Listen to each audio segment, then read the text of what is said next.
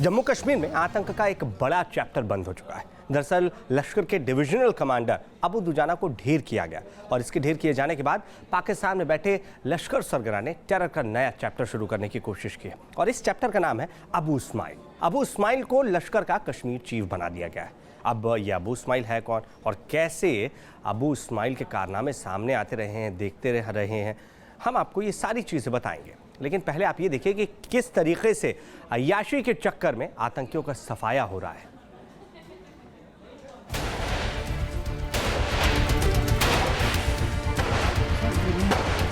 ताबड़तोड़ फायरिंग की आवाजें,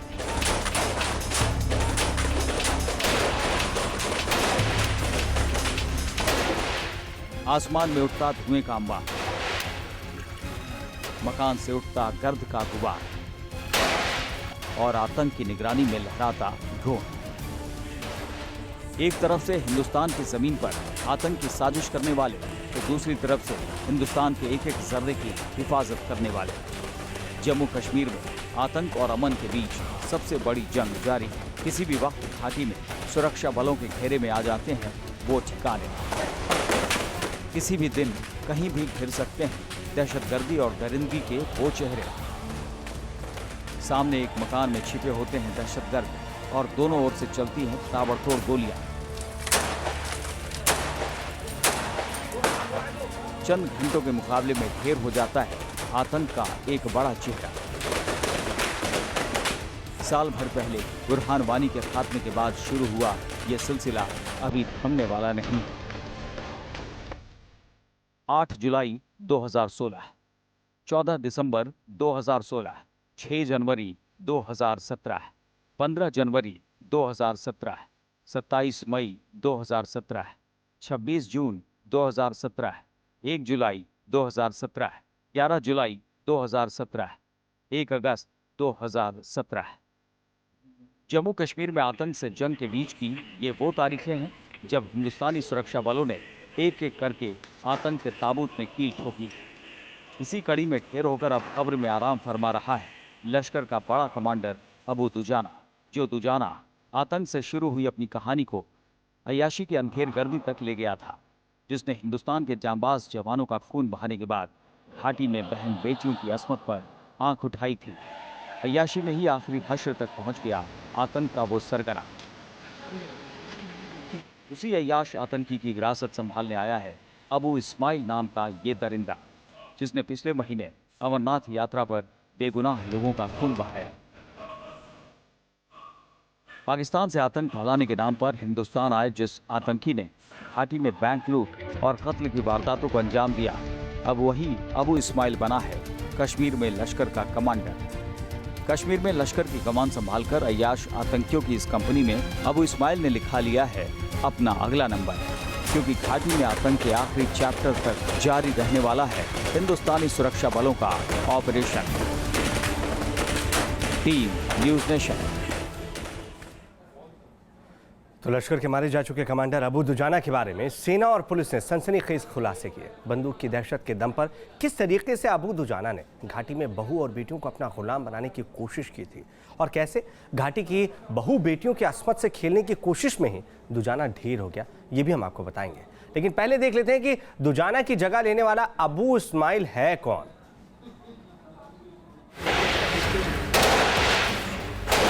हिंदुस्तान की जमीन पर ढेर हो चुका है पाकिस्तान का वो दहशतगर्द जिसने 4 साल तक भारत की जमीन पर खून की होली खेली। वो पाकिस्तानी था, उसे कश्मीरियों की कोई चिंता नहीं थी, उसे इस्लाम की कोई फिक्र नहीं थी। वो सिर्फ हिंदुस्तान की जमीन पर आतंक का कारोबार करने आया था। एक बार फिर पाकिस्तान में बैठे लश्कर सरगना ने एक पाकिस्तानी को ही थमाई है घाटी में दहशत की खेती की कमान, क्योंकि हिंदुस्तान का कोई नौजवान उनके नापाक मंसूबों पर काम करने को नहीं है तैयार। नाम अबू इस्माइल, उम्र 22 साल, पता मीरपुर पाकिस्तान। इस चेहरे को पहचान लीजिए, यही है कश्मीर घाटी में लश्कर का नया डिविजनल कमांडर। यही है हिंदुस्तान के सुरक्षा बलों की हिट लिस्ट में सबसे पहला नाम। यही है अमरनाथ यात्रा के तीर्थयात्रियों का कातिल। यही है पाकिस्तान से आकर हिंदुस्तान की जमीन पर कश्मीरियत का कत्ल करने वाला वो सरगना जिसे अबू दुजाना की जगह मिली है। पिछले महीने जब अनंतनाग में अमरनाथ यात्रियों की बस पर 4 बाइक सवारों ने अंधाधुंध फायरिंग की थी तो उस हमले का मास्टरमाइंड भी यही अबू इस्माइल था। 8 श्रद्धालुओं की मौत और 18 लोगों को जख्मी करने वाले इस हमले में पाकिस्तानी आतंकी अबू इस्माइल ने महज आतंकी वारदात को अंजाम नहीं दिया था, बल्कि पाकिस्तान में बैठे अपने आका के सामने अपनी हैसियत दिखाने के लिए कश्मीरियत का खून करने से भी बाज नहीं आया था। अमरनाथ यात्रियों पर हमले में इसकी साजिश की पुष्टि इसलिए हो सकी थी क्योंकि अपने कारनामों की वजह से अबू इस्माइल पहले से ही सुरक्षा एजेंसियों के रडार पर था। सुरक्षा एजेंसियों को उन 5 लोगों के बारे में भी सुराग था जो इस्माइल के गिरोह में शामिल थे। इसके अलावा सुरक्षा एजेंसियां उन 24 लोगों को भी ट्रैक कर रही थी जो छिपकर उसकी मदद करते हैं। जिस दिन अनंतनाग में अमरनाथ यात्रियों पर हमला हुआ था उस दिन इस्माइल की बातचीत ट्रैक की गई थी, जिससे यह साफ हो गया था कि अनंतनाग में अमरनाथ यात्रियों पर हमले के पीछे यही पाकिस्तानी आतंकी अबू इस्माइल है। हिजबुल आतंकी बुरहान वानी तक ने अमरनाथ यात्रा पर हमले से परहेज किया था, लेकिन इस पाकिस्तानी आतंकी अबू इस्माइल ने लश्कर में अपना कद बढ़ाने के लिए बेगुनाह लोगों को मारने से भी नहीं हिचका। हालांकि आतंकियों की ओर से उस वक्त ये जताया गया था कि आतंकी बशीर लश्करी के मारे जाने का बदला लेने के लिए इस्माइल ने यह हमला किया है, लेकिन सूत्रों का कहना है कि इस्माइल ऐसे हमले कर लश्कर सरगना के सामने बड़ी वारदात कर अबू दुजाना के मुकाबले खुद को ज्यादा सक्रिय भी दिखाना चाहता था। जैसे मैंने पिछली दफ़ा भी कहा था कि जो आपका डीपीएस के बाहर जो सीआरपीएफ के ऊपर हमला हुआ उसके बाद वो जो डीपीएस में चले गए और वहाँ एनकाउंटर, वहाँ पे भी तो इस्माइल ही उनको लेके आया था। उसके बाद इफ़ यू रिमेंबर जब वेसू के पास एक आईटीबीपी की बस पे फायर हुआ जिसमें एक सिविलियन जख्मी हुआ था, वहाँ पे भी तो यही था। कश्मीर में पाकिस्तानी आतंकियों के खिलाफ खड़ी हुई जनता और भारतीय सुरक्षा बलों की चौकसी के कारण ये आतंकी दाने दाने को मोहताज हो चुके हैं। लिहाजा अपना खर्च चलाने के लिए ये चोरी डकैती जैसी वारदात भी करते हैं। मसलन जम्मू कश्मीर में हुई इस बैंक डकैती की ये सीसीटीवी तस्वीरें देखिए। इनमें आतंकियों का जो गिरोह बैंक लूटने आया है उन्हीं में से एक है अबू इस्माइल। कश्मीर में हुई कम से कम 4 बैंक लूट की वारदातों में यह अबू इस्माइल शामिल रहा है, जिनमें पिछले साल अक्टूबर के महीने में कुलगाम में बैंक लूट, नवंबर के महीने में बडगाम बैंक लूट और दिसंबर के महीने में पुलवामा में 2 बैंकों में लूट की घटना में सीधे तौर पर उसका हाथ था। दरअसल अबू दुजाना के जिंदा रहते हुए अबू इस्माइल कोई बड़ी घटना को अंजाम नहीं दे पा रहा था। लश्कर के अंदर भी उसका कद नहीं बढ़ पा रहा था। 2017 में जब अबू दुजाना ने जाकिर मूसा के साथ नजदीकियां बढ़ाईं, तभी से उसे लश्कर ने दरकिनार कर दिया था और अपने नए कमांडर के तौर पर अबू इस्माइल को आगे किया था।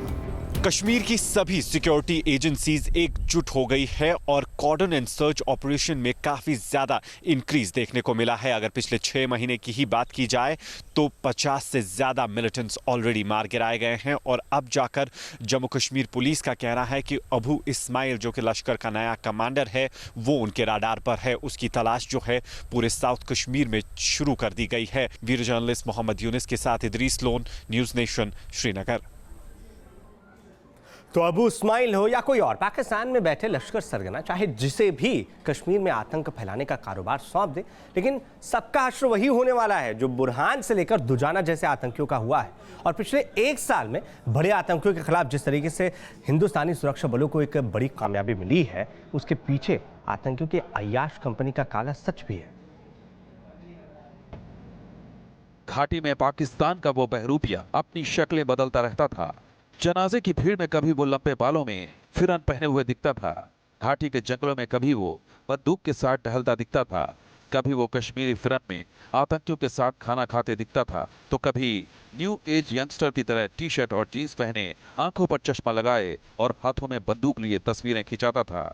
पाकिस्तान की गुर्बत से निकलकर हिंदुस्तान की जन्नत में आए दरिंदों ने बंदूक के दम पर घाटी में अपना रुतबा कायम करने का दुस्साहस किया। घाटी के कमजोर और मासूम लोगों के ऊपर अपना जुल्म और सितम शुरू कर दिया था। इन दरिंदों ने आतंक की आड़ में अय्याशी की दुनिया बसा ली थी। Dujana, you know, he had become more a nuisance in the area by way of, I don't want to use those words. He had become an eyesore for everybody, especially the girls in the area. It was his sweet will now to enter any house and do whatever he wanted to do. Good riddance that way. I think people should relax, the girls, our sisters, they should relax now. that no such persons will be there to harass them anymore. सूत्रों के मुताबिक अबू दुजाना दक्षिण कश्मीर के गांव की कई लड़कियों की असमत से खेल चुका था। हकरीपुरा गांव में ही उसकी एक पत्नी और एक गर्लफ्रेंड थी। 31 जुलाई की रात भी वो हकरीपुरा में अपनी पत्नी से मिलने पहुंचा था।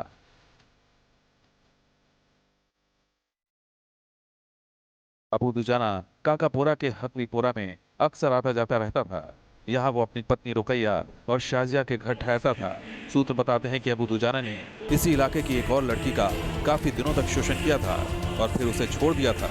यही लड़की बाद में पुलिस की इन्फॉर्मर बन गई थी। इसी लड़की की सूचना पर अबू दुजाना घेरा गया और आखिरकार ढेर कर दिया गया।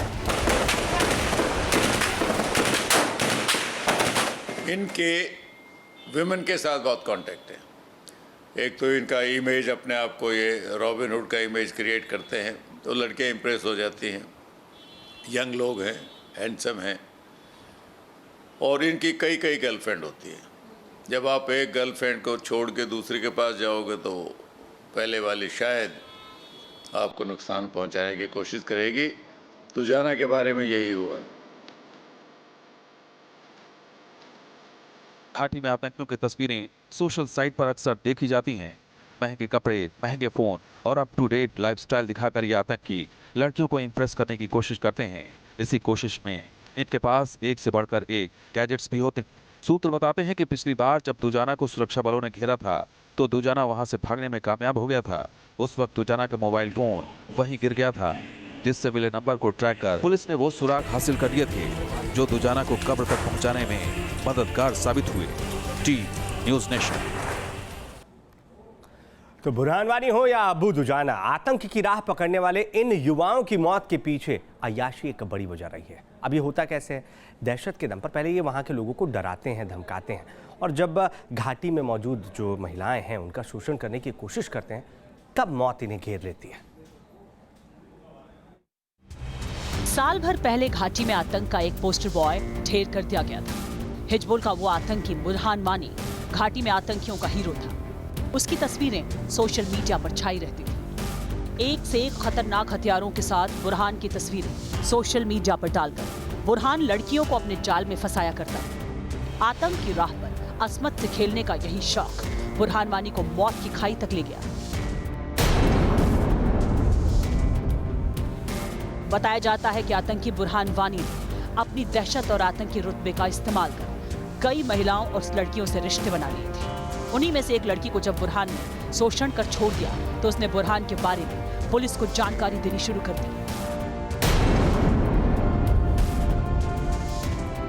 घाटी में आतंकवादियों की शोषण के शिकार हुई महिलाओं और लड़कियों ने भी सुरक्षा बलों को सुराग दिए हैं। इनमें श्रीनगर में साल 1999 में लश्कर का कमांडर अबू ताल्हा उर्फ जरगार इसलिए मारा गया क्योंकि उसने एक लड़की को अपने झांसे में फंसाया और लड़की के पिता ने इंटेलिजेंस ब्यूरो को इसकी जानकारी दे दी। उसी सूचना पर काम करते हुए सुरक्षा बलों ने अबू ताल्हा उर्फ जरगार को ढेर करने में कामयाबी पाई थी। कुछ जवान बच्चे जिनमें सोच रही हैं, लॉजिक नहीं अंडरस्टैंड करते हैं, हीरो वर्शिप से कैरिड अवे, जैसे बुरहान बारी से कैरिड अवे हो गए, वो कुछ देर के लिए इनमें बना होता है। जब उन्हें हार्डशिप जिंदगी की मालूम होती है, रियलिटी मालूम होती है, तो उसे हटना शुरू हो जाते हैं। अब जो बुजुर्ग लोग हैं सरकार का साथ दे रहे हैं, चाहे घबरा के दे रहे हैं, डर के खुले नहीं कर रहे, हम नहीं आ रहे, पर ये सफलता बगैर इंटेलिजेंस के नहीं है और इंटेलिजेंस लोकल सपोर्ट के बगैर नहीं होती है। 5 साल पहले जम्मू कश्मीर के सोपोर में सुरक्षा बलों ने एक एनकाउंटर किया। इस एनकाउंटर में अब्दुल्ला उनी नाम का लश्कर का कमांडर ढेर हो गया। बताया जाता है कि अब्दुल्ला उनी ने सोपोर में अपनी दहशत की बदौलत करीब 5 गर्लफ्रेंड्स बना रखी थी। दुजाना की तरह अब्दुल्ला उनी भी 8 बार सुरक्षा एजेंसियों के चंगुल से बच निकला था, लेकिन आखिरकार एक गर्लफ्रेंड की ओर से मुहैया कराई गई जानकारी के आधार पर उसे सुरक्षा बलों ने ढेर कर दिया। Team news nation. और देखा जाए तो आतंक के खात्मे के लिए पिछले कुछ महीनों से सुरक्षा बल हो या सरकार, दोनों ने अपनी रणनीति तब्दील की है। अब यह तय कर लिया गया है कि घाटी में आतंक के किसी भी चेहरे को कोई मौका नहीं दिया जाएगा। और पिछले 1 साल में आप भी नजर डालिए, कोई भी ऐसा महीना नहीं नजर आता है जिसमें जम्मू कश्मीर के आतंकी ढेर न किए गए हों। लश्कर से लेकर हिजबुल तक के कई टॉप कमांडर्स हैं जो पिछले 1 साल में अब तक ढेर किए जा चुके हैं। छेड़ोगे तो छोड़ेंगे नहीं। सेना घाटी को आतंक मुक्त कराने के ऑपरेशन मोड में है। हर मोर्चे पर दुश्मन से लोहा लिया जा रहा है। बॉर्डर पर घुसपैठ को रोकने के साथ ही साथ उन इलाकों में अभियान तेज कर दिए गए हैं जो आतंकियों के गढ़ माने जाते हैं। खासकर दक्षिण कश्मीर में सेना और सुरक्षा बल लगातार आतंक पर चोट कर रहे हैं। जो जिस तरह से पुलिस की इंटेलिजेंस, पुलिस का खुफिया नेटवर्क काम कर रहा है, ये बढ़ता जा रहा है। ये थोड़ी मिलिटेंसी कम हो चुकी है, कई वारदातें कम हो गई है, स्टोन थ्रोइंग हो रही है पर कम हो रही है। आगे अगले 2-4 महीनों में ये पूरे काबू में आने की उम्मीद है और ये अच्छी पहल है। इन ऑपरेशंस के चलते घाटी में कई बड़े आतंकी कमांडर भी ढेर किए गए। बुरहान वानी के एनकाउंटर के बाद से घाटी में दहशत के खात्मे का खेल जारी है। बुरहान वानी के बाद सेना ने 14 दिसंबर 2016 को लश्कर कमांडर अबू बकर को मौत के घाट उतारा। वहीं मुजफ्फर अहमद नाइकू को 6 जनवरी 2017 को मारा गया। लश्कर आतंकी अबू साद को 15 फरवरी 2017 को एक एनकाउंटर में ढेर कर दिया गया। लश्कर कमांडर अबू दर्दा को भी सेना ने 15 फरवरी को ही मौत के घाट उतारा। हिजबुल कमांडर सब्जार अहमद भट्ट को 27 मई 2017 को सेना ने एक मुठभेड़ में मार गिराया। सेना के लिए सिरदर्द बने जुनैद मट्टू को सेना ने 26 जून 2017 को मार गिराया। वहीं बशीर लश्करी को 1 जुलाई 2017 को सेना ने मौत के घाट उतार दिया। 11 जुलाई को हिजबुल के कमांडर दाऊद को मार गिराया गया। घाटी में पल रहे दहशतगर्दों को एक एक कर मौत के घाट उतारा जा रहा है, लेकिन दहशतगर्दों से लोहा ले रहे देश के वीर सपूत भी शहीद हो रहे हैं। इस साल अब तक 40 जवान शहीद हुए हैं। कॉम्बिंग एंड सर्च ऑपरेशंस के जरिए न सिर्फ आतंकियों की कमर तोड़ी गई है, बल्कि ओवरग्राउंड वर्कर्स पर भी शिकंजा कसा गया है। बाकी बचे आतंकवादियों का भी वही हश्र होगा जो अबू दुजाना। एक समूल नष्ट करने के लिए सरकार कार्रवाई कर रही है। देश में शांति भी देना है, देश की सुरक्षा भी करना है। अलगाववाद या देश को तोड़ने की बात जो करेगा वो उस पर हम कार्रवाई भी करेंगे और आतंकियों को गोली से ही जवाब देंगे। सेना की इसी सख्त रुख के चलते आतंकी संगठनों में बौखलाहट बढ़ी है और इसी बौखलाहट के चलते उन्होंने पुलिसकर्मियों को निशाना बनाना शुरू कर दिया है, जिसमें फारूक अहमद डार और डीएसपी मोहम्मद अयूब पंडित जैसे देशभक्त शहीद हुए। Team news nation. तो घाटी में आतंकियों का लगातार खात्मा किया जा रहा है और आतंकियों को नेस्तनाबूद करने के लिए मिलिट्री एक्शन के साथ साथ कई अहम राजनीतिक फैसले भी लिए गए। दरअसल घाटी में अलगाववाद और आतंक को हवा देने वालों के पर कतरने की शुरुआत हो चुकी है। वहीं कॉम्बिंग एंड सर्च ऑपरेशन के जरिए जंगलों से लेकर गांव तक छिपे रहे आतंकियों को ढूंढ ढूंढ कर ढेर किया जा रहा है। कैसो यानी combing and search operation, counter terror और अर्बन वॉरफेयर की वो रणनीति जिसे भारतीय सेना ने सालों बाद दोबारा कश्मीर में लागू किया और इसके नतीजे फौरन सामने आने शुरू हुए।